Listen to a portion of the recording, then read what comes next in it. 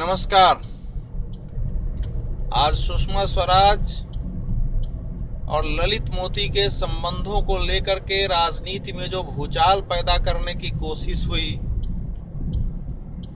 और दिन भर ये कयास लगाए जाते रहे, कई हलकों से दबाव भी बनाए जाते रहे कि विदेश मंत्री सुषमा स्वराज को इस मुद्दे पर नैतिकता के आधार पर इस्तीफा दे देना चाहिए। हालांकि सरकार, भारतीय जनता पार्टी संगठन और राष्ट्रीय स्वयंसेवक संघ तीनों जब उनके साथ खड़ी हो गई, उसके बाद इसमें इस्तीफे का कोई प्रश्न ही नहीं था। लेकिन यहाँ कम से कम 5 प्रश्न ऐसे उभरते हैं जिनके आधार पर इस मुद्दे का विश्लेषण किया जा सकता है। सबसे पहला, क्या सुषमा स्वराज का ललित मोदी के साथ ऐसे कोई व्यावसायिक रिश्ते थे जिनसे उन दोनों के परस्पर हित सत्य हों और जो कुछ सुषमा स्वराज ने किया उससे इनको व्यावसायिक या अपने किसी क्षेत्र में लाभ इनको मिलता हो? इसका अगर उत्तर ढूंढा जाए तो आएगा कि बिल्कुल नहीं। ये महज एक आरोप है कि सुषमा स्वराज के पति स्वराज कौशल ने ज्योतिर्मय कौशल के ससेक्स में नामांकन के लिए और वहां ललित मोदी से संपर्क करने की कोशिश की। इसके कोई दस्तावेज उपलब्ध नहीं है, कोई पत्र उपलब्ध नहीं है, न ही टेलीफोन बातचीत के कोई टेप उपलब्ध है। ये ब्रिटेन के संडे टाइम्स अखबार ने ये खबर छापी है और उसके आधार पर भारत में इसे चलाया गया है। लेकिन अगर कोई किसी से एडमिशन के लिए कहीं लंदन में है, बात करता है, तो वो भी अपराध नहीं हो सकता है।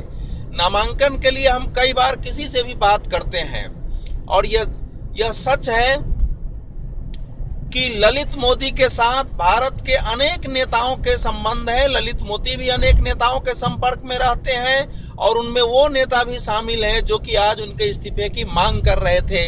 ये इसका दूसरा पहलू है। और दूसरे प्रश्न है कि क्या अकेले ही सुषमा स्वराज या उनका परिवार ही ऐसा है जो कि ललित मोदी के साथ संपर्क में है? तो इसका उत्तर है नहीं।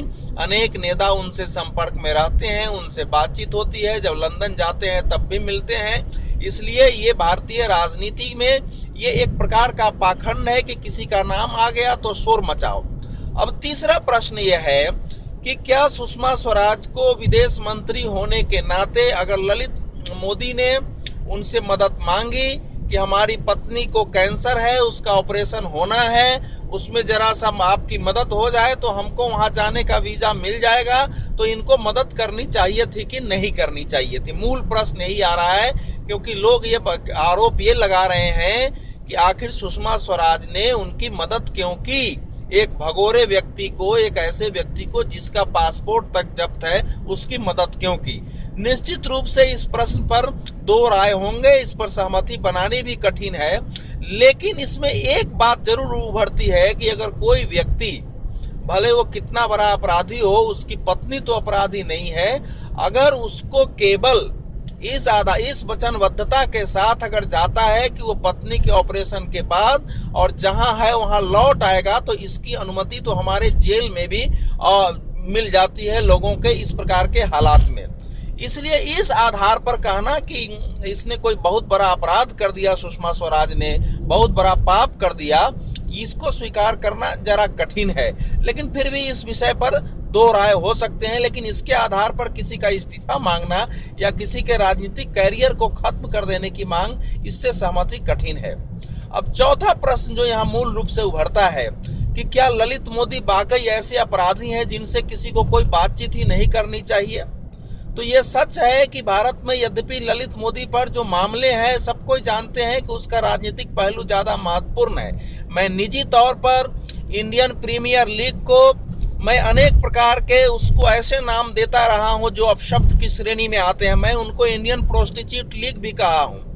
और मैं इस प्रकार के क्रिकेट के, जिसमें कि अय्याशी हो, जिसमें कि भोग विलास हो, जिसमें कि रात में शराब और लड़कियों के साथ डांस के कार्यक्रम हो और जिसमें क्रिकेट से ज्यादा नीचे आपके मनोरंजन हो, उनको मैं खेल नहीं मानता। लेकिन एक अलग का प्रश्न है और वो एक नैतिक प्रश्न है जिसके आधार पर ललित मोदी या दूसरे लोगों का विरोध किया जा सकता है। लेकिन आज भी वो IPL सरकार की अनुमति से इस देश में चल रहा है, ये सच है।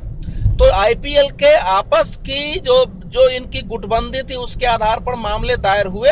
लेकिन ये भी सच है कि वो भारतीय जनता पार्टी के ज्यादा निकट रहे हैं। कांग्रेस के कई लोगों से उनके मतभेद उभरे थे और इसी कारण उन पर मुकदमा भी हुआ। अगर कांग्रेस के एक नेता से उनके संबंध अच्छे रहते, उनकी बात मान लिए रहते तो नहीं होता। और जहां तक वसुंधरा राजे राजस्थान की भारतीय जनता पार्टी, यहां तक कि राजस्थान की कांग्रेस से भी उनके अच्छे संबंध है, तो इसलिए ये कहना कि उनके साथ संबंध नहीं है ये गलत है। जो पांचवा प्रश्न इसमें उभरता है कि आखिर अभी तक वो क्यों बने हुए हैं वहां, क्योंकि उनका जो पासपोर्ट रद्द हुआ था वो दिल्ली उच्च न्यायालय के आदेश से वो पासपोर्ट उनको इसी अगस्त 2014 में वापस कर दिया गया और इस समय वो भारतीय नागरिक के नाते लंदन में है।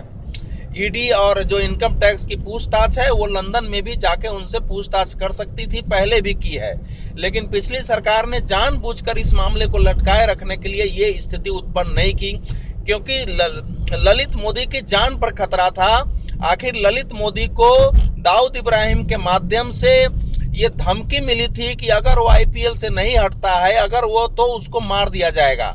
तो इस समय ललित मोदी का कहना है कि मैं अपने जान की सुरक्षा के लिए यहाँ लंदन में हूँ, क्योंकि भारत में हमारी जान को खतरा है, बाकी मैं सभी प्रकार के जांच में सहयोग करने को तैयार हूँ। अब ये भारत सरकार को तय करना है कि उनके साथ वो किस प्रकार से जांच करती है, वो भेजती है या नहीं भेजती है।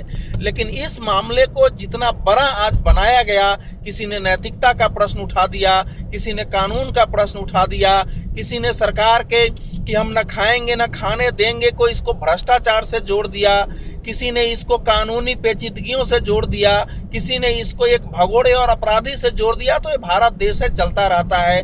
लेकिन समाजवादी पार्टी के नेता राम गोपाल यादव ने अगर कहा है कि इसमें ऐसा कुछ नहीं है कि इसको इतना बड़ा मुद्दा बनाया जाना चाहिए, लोग तीर को तार बना रहे हैं, तो समाजवादी पार्टी जो कि भारतीय जनता पार्टी का विरोधी है, तो अनावश्यक रूप से बिना सोचे समझे ऐसा नहीं बोल सकती है। इसलिए मेरा मानना है कि भले ही 2-4-10 दिन तक विपक्ष इसको उठाए, लेकिन ये मामला एक गुब्बारे की तरफ फूट जाने वाला है।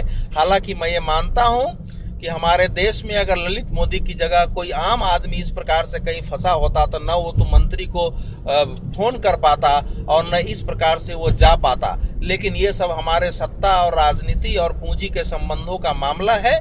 इसमें कोई एक पार्टी कहे कि हम इससे अलग हैं, हम इससे नहीं हैं, उसको स्वीकार नहीं किया जा सकता। फिलहाल सुषमा स्वराज का ये मामला जो भूचाल उठाने की आज कोशिश की गई, वो भूचाल तो नहीं उठा है।